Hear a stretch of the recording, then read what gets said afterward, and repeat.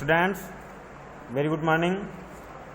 Class 12th में आप लोग पढ़ रहे हैं प्रोज, और प्रोज में आपके 2 लेसन्स कंप्लीट हो चुके हैं। आपका तीसरा lesson the secret of health, success and power आज स्टार्ट करेंगे।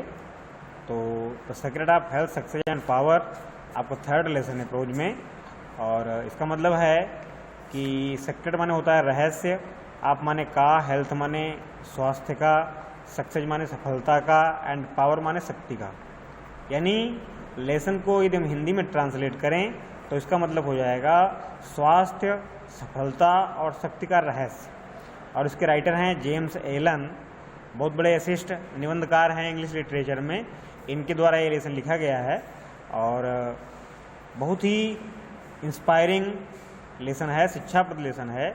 और इस लेसन को स्टेंजा बाई वो passage by passage, word to word आपको समझाया जाएगा। और शुरू करते हैं अबाउट द अथर से।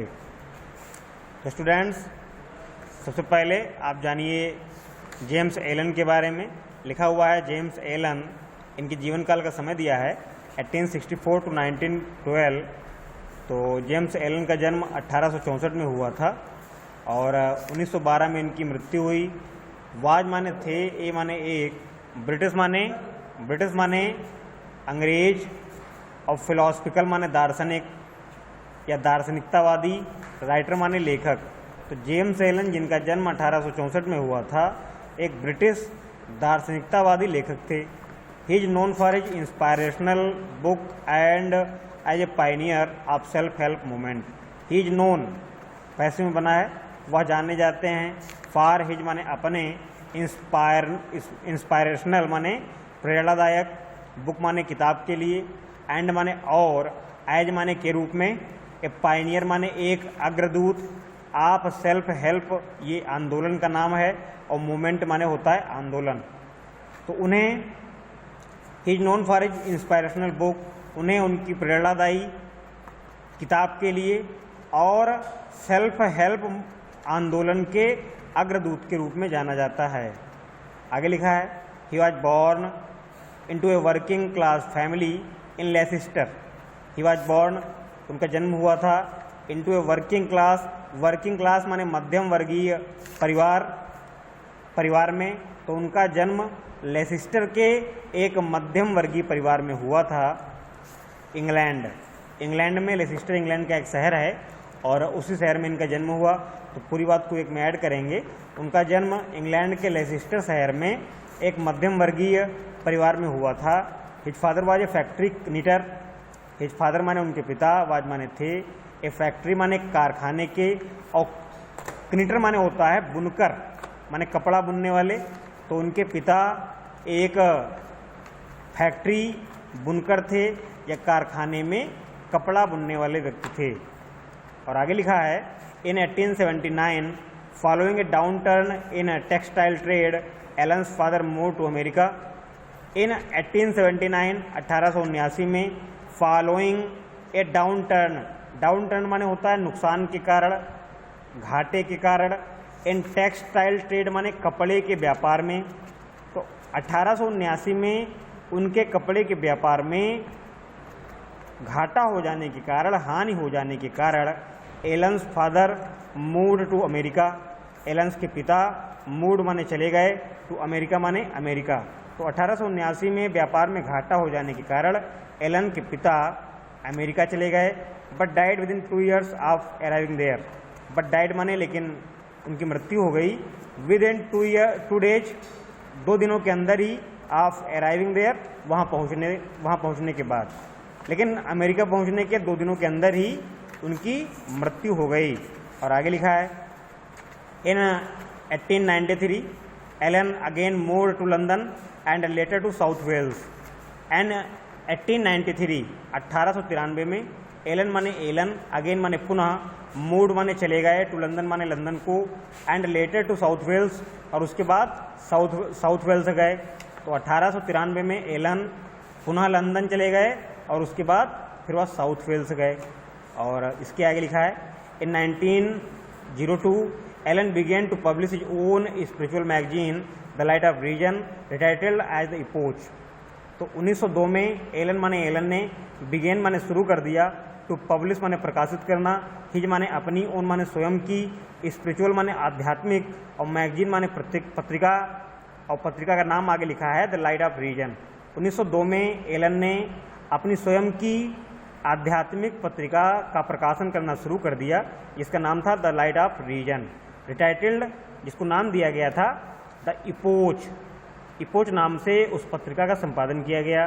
तो स्टूडेंट्स, इस पैसेज में हमने जाना जेम्स एलन के बारे में, जो एक बहुत ही फेमस एसिस्ट हैं इंग्लिश लिटरेचर के अंतर्गत, और उनका जन्म कब हुआ, उनका फैमिली बैकग्राउंड कैसा था, ये सब जाना हमने इस पैसेज के अंतर्गत। और अब जानेंगे उनके जो रचनाएं हैं, उनकी जो लेख हैं, उनके बारे में। तो आगे लिखा है हिज वर्क्स, लिखा है फ्रॉम पॉवर्टी टू पावर। तो उनका सबसे फेमस वर्क है फ्रॉम पॉवर्टी टू पावर, माने गरीबी से शक्ति की ओर, एज ए मैन थिंक। दूसरा इनका लेख है एक आदमी ऐसे सोचता है, बाय वेज ऑफ ब्लेस्डनेस इनका तीसरा लेख है, और मास्टरी ऑफ डेस्टिनी इनका चौथा लेख है। और आपका जो ये लेसन है third, the secret of health, success and power, वो उनके बड़े निबंध the from poverty to power से लिया गया है, यानी the from poverty to power से इस लेसन को अडॉप्ट किया गया है। ये जो आपका लेसन थर्ड है, ये जेम्स एलन जी के फ्रॉम पॉवर्टी टू पावर का एक छोटा सा अंश है। और अब इसके बाद आप जाने अबाउट द लेसन के बारे में। तो स्टूडेंट्स, आइए स्टार्ट करते हैं अबाउट द लेसन, यानी समरी क्या है लेसन की, अब आप ये जान लें। तो लिखा है the secret of health, success and power is an informative lesson. The secret of health, success and power, ये पार्ट का नाम है। The secret of health, success and power is माने है, एंड माने एक, इंफॉर्मेटिव माने सूचनादायक, लेसन माने पाठ या जानकारी देने वाला। तो the secret of health, success and power एक सूचनादायी पाठ है। This lesson is taken from author's larger work from poverty to power. This lesson माने यह पाठ, इज टेकन माने संकलित किया गया है, फ्रॉम माने से, अथर्स माने लेखक के, लार्जर वर्क माने बड़े लेख, from poverty to power, poverty to power से। तो इस पाठ का संकलन लेखक के विशाल निबंध फ्रॉम पॉवर्टी टू पावर से किया गया है। It gives inspiration to the reader, it माने यह, यानी कि पाठ, गिव्स माने प्रदान करता है, इंस्पायरेशन माने प्रेरणा, टू द रीडर माने पाठक को, यानी पढ़ने वाले व्यक्ति को। तो it gives inspiration to the reader, यह पाठ पाठक को प्रेरणा प्रदान करता है। Health, success and power are the three realities through which human life can be bestowed with happiness. Health माने स्वास्थ्य, सक्सेस माने सफलता, एंड पावर माने शक्ति, आर माने हैं, द थ्री रियलिटीज तीन वास्तविकताएं, थ्रू विच जिनके माध्यम से ह्यूमन लाइफ माने मनुष्य का जीवन, कैन बी बिस्टोर्ड माने भरा जा सकता है, बिस्टोर्ड माने यहाँ पे भरा जा सकता है, विद हैप्पीनेस माने प्रसन्नता से, क्वालिटीज माने हैप्पीनेस माने प्रसन्नता से। आगे नई लाइन शुरू हो रही है, तो इस बात को फिर रिपीट करेंगे। लिखा है health, success and power are three realities through which human life can be bestowed with happiness. स्वास्थ्य, सफलता और शक्ति ऐसी तीन वास्तविकताएं हैं जिनके माध्यम से मनुष्य के जीवन को प्रसन्नताओं से, खुशियों से भरा जा सकता है। और आगे लिखा है qualities for successful life have been enumerated throughout the lesson. Qualities माने गुण, फॉर सक्सेसफुल लाइफ माने सफल जीवन के लिए, हैव बीन इन्यूमरेटेड माने वर्णित किए गए हैं, थ्रू आउट द लेसन माने पूरे पाठ में। तो इस पूरे पाठ में सफल जीवन के लिए जो गुण आवश्यक होते हैं उनका वर्णन किया गया है, या हम इसको ऐसा कह सकते हैं कि इस पाठ में लेखक ने उन गुणों का वर्णन किया है जो एक सफल जीवन के लिए बहुत ही आवश्यक है। तो स्टूडेंट्स, अब हमने जाना अबाउट द लेसन के बारे में। ओरली अगर हम कहें तो अबाउट द लेसन में राइटर हमें बताता है कि सफल जीवन के लिए, अच्छे स्वास्थ्य के लिए और शक्ति के लिए इंसान को या मनुष्य को कुछ गुणों की आवश्यकता होती है, और यदि हम उन गुणों को अर्जित कर लेते हैं, अपने अंदर अच्छी आदतें विकसित कर लेते हैं, तो हम सफलता की ओर बहुत आसानी से अग्रसर हो सकते हैं, स्वास्थ्य की ओर बहुत आसानी से अग्रसर हो सकते हैं, और बहुत ही शक्तिमान, बलवान बन सकते हैं। इन सब चीज़ों के बारे में इस लेसन में बताया गया है। और अब इसके बाद आपका पहला पैसेज यानी टेक्स्ट शुरू हो रहा है। तो आइए देखते हैं टेक्स्ट। तो स्टूडेंट्स, अब आपका टेक्स्ट शुरू होता है। पहला पैसेज लिखा हुआ है वेयर माने जहाँ पर, देयर वेयर माने जहाँ, देयर माने वहाँ, इज माने है, स्टर्लिंग माने अटूट, और फेथ माने विश्वास, एंड माने और, अनकम्प्रोमाइजिंग माने समझौता ना करने वाली, प्योरिटी माने शुद्धता, देयर इज हेल्थ वहीं पर स्वास्थ्य है, देयर इज सक्सेस वहीं पर सफलता है, देयर इज पावर और वहीं पर शक्ति है। तो इस पूरी लाइन को हम एक लाइन में कहें तो इसका मतलब हो जाएगा where there is sterling faith, वहाँ जहाँ पर अटूट विश्वास, समझौता ना करने वाली शुद्धता, समझौता ना करने वाली शुद्धता है, वहीं पर स्वास्थ्य है, वहीं पर सफलता है और वहीं पर शक्ति। आगे लिखा है in such a man disease, failure and disaster can find no lodgement, for there is nothing on which they can feed. In such a man, in such a man माने एक ऐसे व्यक्ति में, डिसीज माने बीमारी, फेलियर माने असफलता, and disaster माने विनाश या विध्वंस, कैन फाइंड, कैन माने सकते हैं, फाइंड माने पाना, नो माने कोई नहीं, और लॉजमेंट माने होता है रुकने का स्थान। एक ऐसे व्यक्ति में बीमारी, असफलता और विध्वंस अपने रहने लायक कोई भी स्थान नहीं पा सकते हैं। फार माने क्योंकि, देयर इज नथिंग वहाँ पर कुछ भी नहीं होता है, ऑन विच माने जिस पर, दे कैन फीड वे जी सकें, वे वहाँ पर जिंदा रह सकें। तो स्टूडेंट्स, इस पूरे पैसेज को जो ऊपर की 3 लाइनें हैं, यदि इनको हम एक बार में पूरे 3 लाइन्स को हम ट्रांसलेट करें हिंदी में तो उसको हम ऐसा कह सकते हैं where there is sterling faith and uncompromising purity, there is health, there is success, there is power. तो वहाँ जहाँ पर अटूट विश्वास, समझौता ना करने वाली शुद्धता है, वहीं पर स्वास्थ्य है, वहीं पर सफलता है और वहीं पर शक्ति है। In such a man disease, failure and disaster can find no lodgement. और एक ऐसे व्यक्ति में बीमारी, असफलता और विध्वंस रुकने लायक कोई भी स्थान नहीं पाते हैं। For there is nothing on which they can feed, क्योंकि उस व्यक्ति के क्षेत्र में कुछ ऐसा होता ही नहीं है जिस पर वे जीवित रह सकें या जिसके सहारे वो जी सकें। और आगे लिखा है the sooner we realise, the sooner माने जितनी जल्दी, वी रियलाइज माने हम एहसास कर लेते हैं, एंड एक्नॉलेज माने स्वीकार कर लेते हैं, दैट माने की, सिकनेस माने बीमारी, इज माने है, द रिजल्ट माने परिणाम, ऑफ आवर ओन एरर अपनी स्वयं की गलती का, आर सिन माने पाप का। तो द सूनर वी रियलाइज हम जितनी जल्दी स्वीकार कर लेते हैं और इस बात का एहसास कर लेते हैं कि बीमारी हमारे स्वयं की गलती अथवा पाप का परिणाम है, कामा लगा है, कामा का मतलब है उतनी ही जल्दी, वी इंटर हम प्रवेश कर जाते हैं, अपान माने पर, द हाईवे माने राजमार्ग पर, ऑफ हेल्थ माने स्वास्थ्य के। तो पूरी दोनों लाइनों को यदि हम एक बार में कन्वर्ट करें तो इसका मतलब हो जाएगा कि हम जितनी जल्दी अपनी गलतियों, हम जितनी जल्दी, the sooner we realise and acknowledge that sickness is the result of our own error or sin, हम जितनी जल्दी इस बात को एहसास कर लेते हैं और स्वीकार कर लेते हैं कि बीमारी हमारे स्वयं के गलतियों और पापों का परिणाम है, उतनी ही जल्दी हम स्वास्थ्य के राजमार्ग पर प्रवेश कर जाते हैं, उस पर हम आगे बढ़ जाते हैं।